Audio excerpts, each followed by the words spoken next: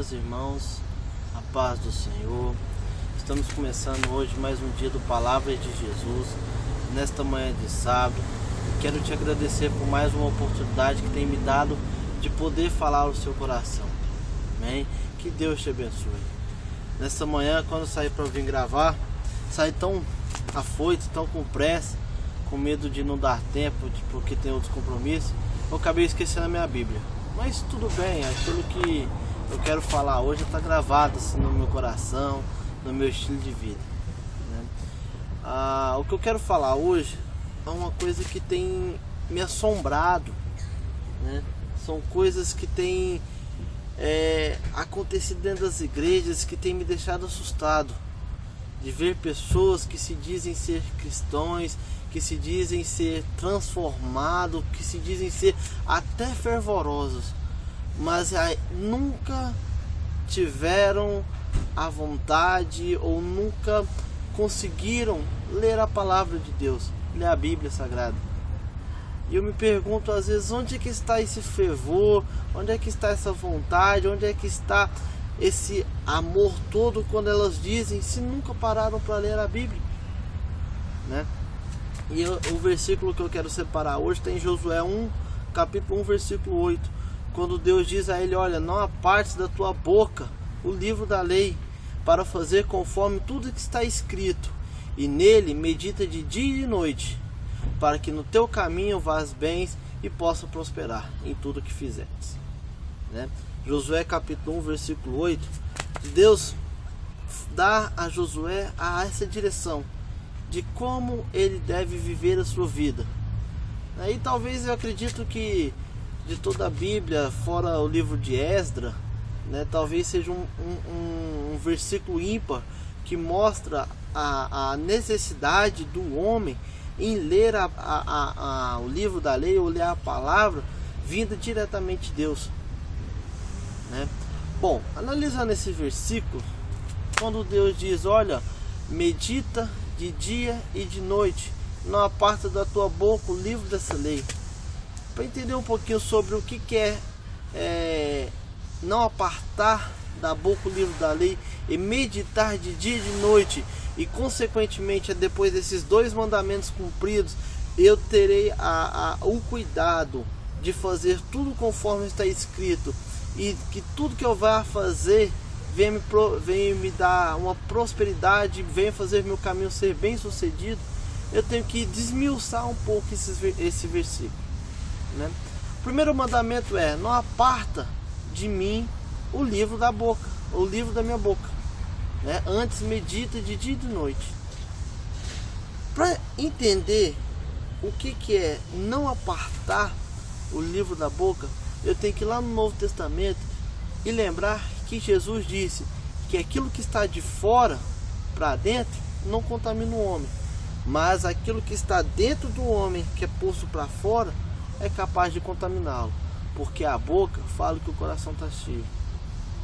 Voltando a Josué, Josué era um jovem que recebeu a herança, vamos dizer assim, a herança de Moisés, de poder guiar o povo, né? E Josué viveu num tempos de guerra, onde ele teve que conquistar, derrubar muralhas, derrubar inimigos, e guiar mais ou menos ali 2 milhões de hebreus, né? 2 milhões de peregrinos que saíram da terra do Egito, em que viram seus pais morrerem e que agora estavam à beira de uma nova conquista. Eu imagino que isso para Josué era algo totalmente impossível, totalmente difícil de conseguir sozinho, porque como é que um jovem que não tem nenhum antecedente de treinamentos militares, treinamentos de guerra, vai agora ter a responsabilidade de conquistar todos os territórios inimigos? Ou um rapaz mesmo que não teve nenhum treinamento de liderança, apenas olhava para Moisés e via Moisés como um espelho, mas um espelho tão distante que a Bíblia mesmo retrata que todas as vezes que Moisés queria orar, ele pegava a sua tenda e se afastava da multidão.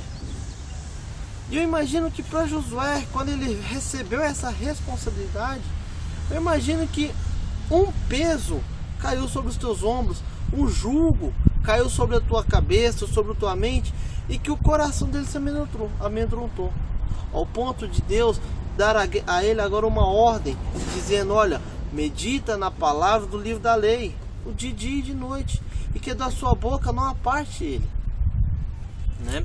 Bom, ligando a essa responsabilidade de Josué com esse novo mandamento e com aquilo que Jesus diz, que a boca fala que o coração está cheio, eu entendo que a importância de ler a Bíblia, a importância de ler a palavra de Deus, não produzirá só para mim um fenômeno externo para dentro, mas a atitude de ler a palavra de Deus e meditar. O que é meditar? É ter um pensamento profundo, é ter uma concentração naquilo que eu li, é ter um momento de pensar sobre tudo que eu li.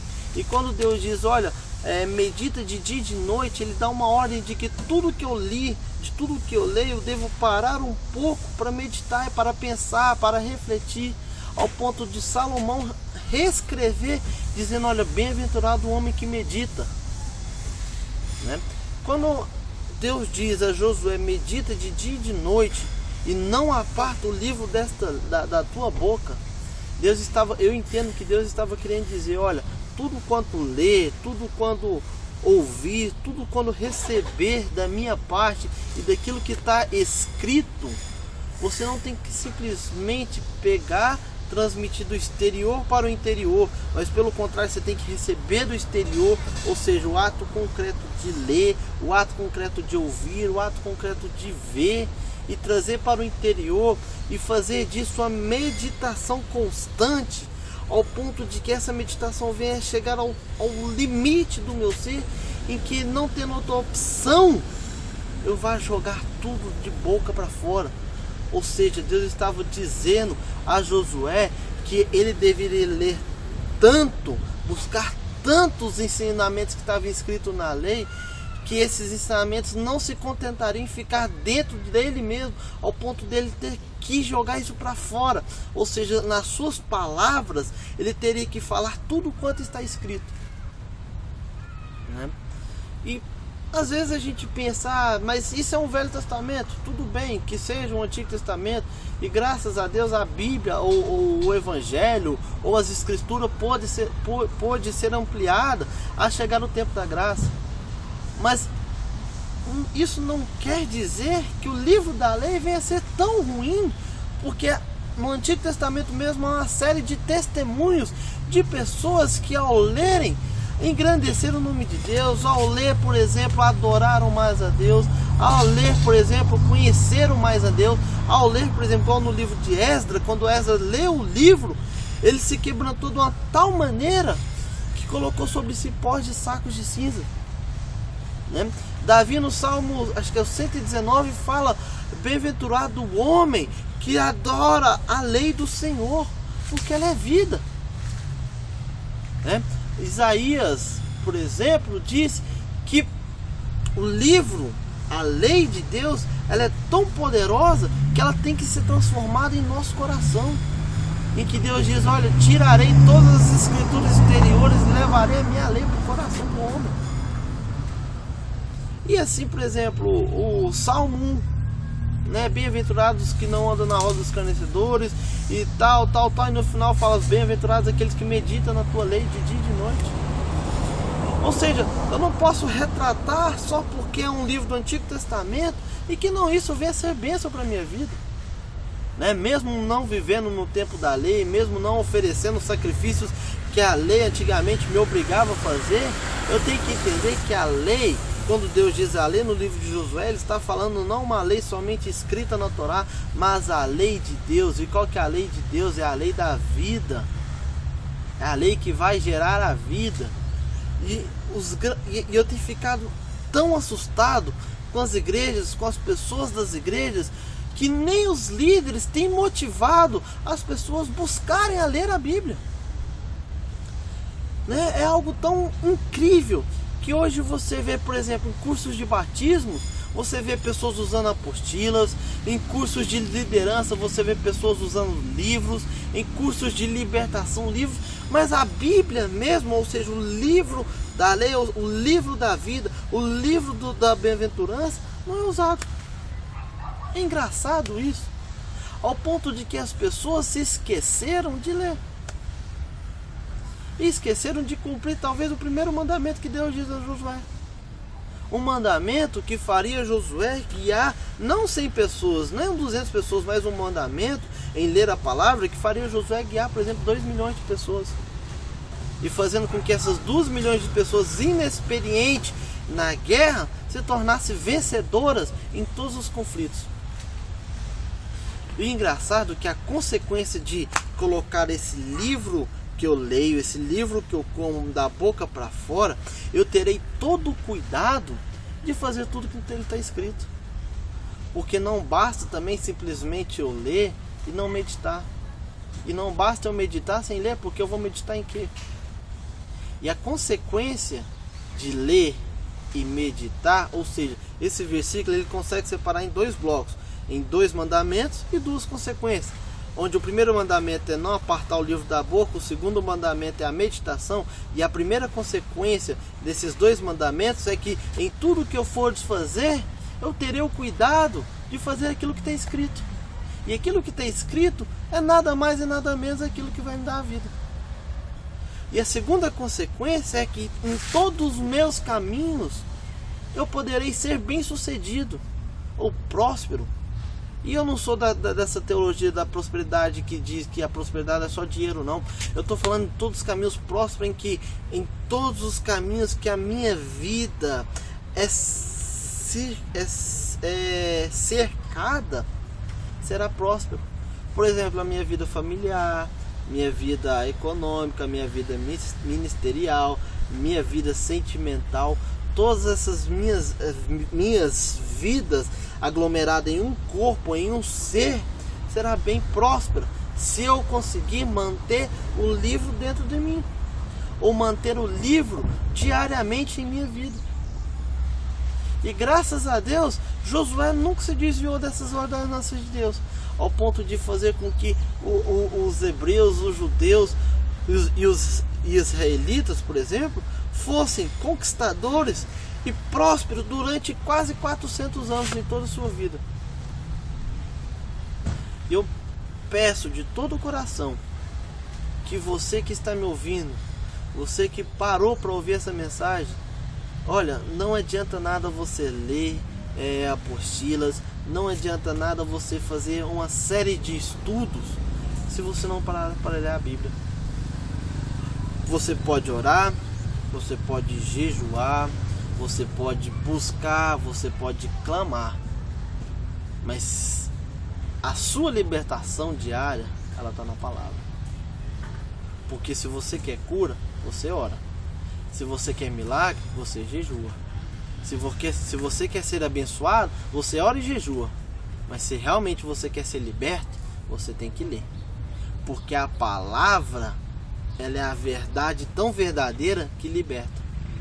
E que a verdade, segundo Deus, e que para mim é a única verdade, ela é a única coisa que dá poder em libertar, e que os céus e a terra passarão e ela nunca vai passar.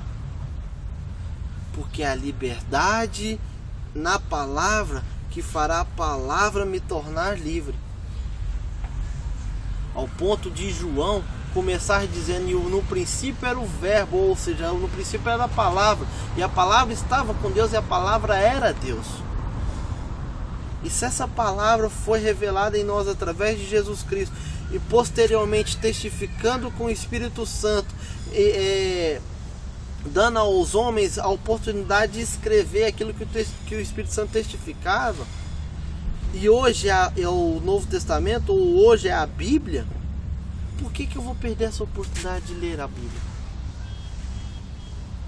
Né? Por que eu vou perder a oportunidade de ler a palavra? E é um absurdo, irmãos. Eu vou te dizer, é um absurdo. Pessoas que se dizem fervorosas, que se dizem cristãs, que se dizem servas de Jesus e nunca tiveram a audácia, a ousadia, a coragem de ler a Bíblia. Desculpa, mas eu às vezes acabo, ao dizer essas palavras, eu não sinto como se eu estivesse dizendo estivesse falando a alguém que se dizia ou que se diz ser discípulo de Jesus. Na verdade, eu estou praticamente ensinando crianças a necessidade de ler a Bíblia. E quanto à minha vida, por exemplo, que não tem nem uma década de conversão, é capaz de falar com alguém que se diz convertido há quase 2 décadas e nunca leram a Bíblia. Você pode ser diácono, você pode ser presbítero, você pode ser líder de célula, você pode ser um discipulador, você pode ser um pastor, um pregador, você pode ser um querubim, um semideus, ou se autodenominar Deus, mas se você não lê aquilo que está na Bíblia, aquilo que está no Evangelho, você nunca vai conseguir produzir uma liberdade segundo aquilo que o Evangelho dá, ainda que você ore o dia inteiro. E é triste, irmãos, é triste. Amém? Quero orar por vocês.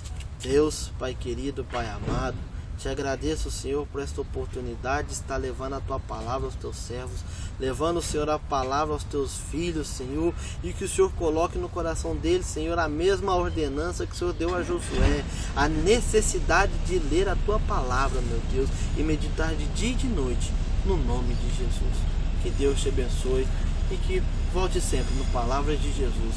Até amanhã, em nome de Jesus.